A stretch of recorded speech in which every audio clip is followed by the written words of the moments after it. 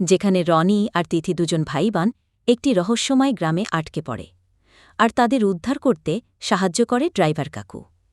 গল্পেরটি রহস্যময় ছায়ামূর্তিও আছে, যা গল্পকে আরও রহস্য করে তোলে।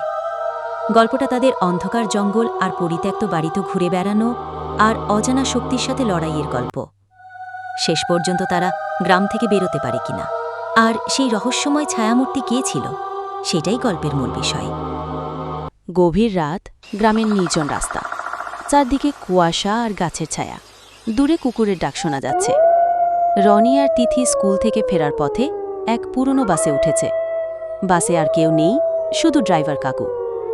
তিথি ভিস করে বলল, রনি, এই রাস্তা দিয়ে রাতে যেতে আমার ভয় লাগে।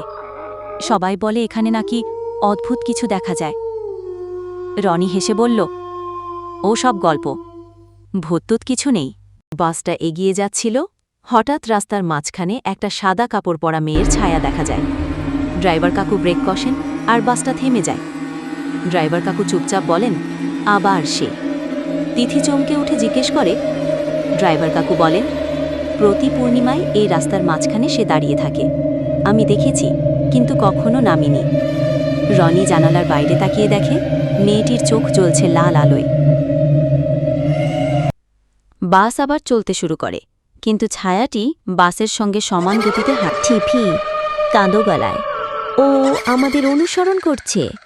রনি ভয় লুকিয়ে, কাকু দ্রুত চালান। ড্রাইভার গতি বাড়ালেও ছায়াটি হঠাৎ বাসের পাশে ভেসে আসে। জানালা দিয়ে হাত বাড়িয়ে দেয়, যেন কাউকে টেনে নিতে চায়। হঠাৎ বাসের ভেতরের আলো নিভে যায়। অন্ধকার, শুধু ছায়াটির চোখের লাল জ্যোতি দেখা যায়। তিথি চিৎকার করে ওঠে। রনি তাড়াতাড়ি তার হাত ধরে বলে, ভয় পেও না, আমি আছি। ড্রাইভার কাকু স্টিয়ারিং শক্ত করে ধরে চুপচাপ চালাচ্ছেন।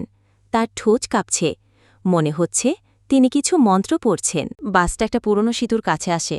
ব্রিজটা ভাঙাচোরা, নদীর উপর ঝুলছে। চারদিকে ঘন কুয়াশা। ড্রাইভার কাকু বলেন, শোনো, তোমরা জানলার বাইরে তাকাবে না। সে যদি চোখে চোখ ফেলে, তাহলে বিপদ। তিথি চোখ বন্ধ করে বসে, কিন্তু রনি কৌতূহল সামলাতে না পেরে বাইরে তাকায়। সেখানে দেখা যায় মেয়েটা নদীর ওপর দাঁড়িয়ে হাসছে। নিস্তব্ধ। মেয়েটি এবার বাসের সামনে এসে দাঁড়ায়। তার চুল বাতাসে উঠছে, মুখ রক্তে ভরা। সে হাত বাড়িয়ে ইশারা করে, নেমে এসো। তিথি কাঁপতে কাঁপতে, রনি, ও ডাকছে, প্লিজ বাইরে যেও না। রনি, কিন্তু যদি ওর কোনো দুঃখ থাকে? ড্রাইভার কাকু হঠাৎ চিৎকার করে ওঠেন, ড্রাইভার কাকু, থাম, তুমি এখানে কেন? আমাদের ছেড়ে দাও। মেয়েটি ধীরে ধীরে কুয়াশার ভেতরে মিলিয়ে যায়। সাথে সাথে বাসের ইঞ্জিন আবার চালু হয়ে যায়। এ রাস্তার ইতিহাস রক্তে ভরা। এক তরুণীকে এই সেতুতেই হত্যা করা হয়েছিল। তার আত্মা এখনও মুক্তি পায়নি। প্রতি পূর্ণিমায় সে নেমে আসে যাত্রী খুঁজতে। রনি নামার সময় শেষবার জানালার বাইরে তাকায়। দূরে কুয়াশার মধ্যে সেই ছায়ামূর্তি আবার দেখা যায়। সে যেন রনির দিকে হাত নাড়ছে, ফিরে আসবে। রনির বুক কেঁপে ওঠে। ক্যামেরা ধীরে ধীরে জুম আউট করে।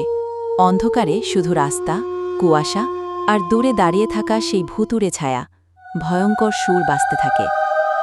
ভুতুড়ে রাস্তা পার্ট 3 আসছে শীঘ্রই।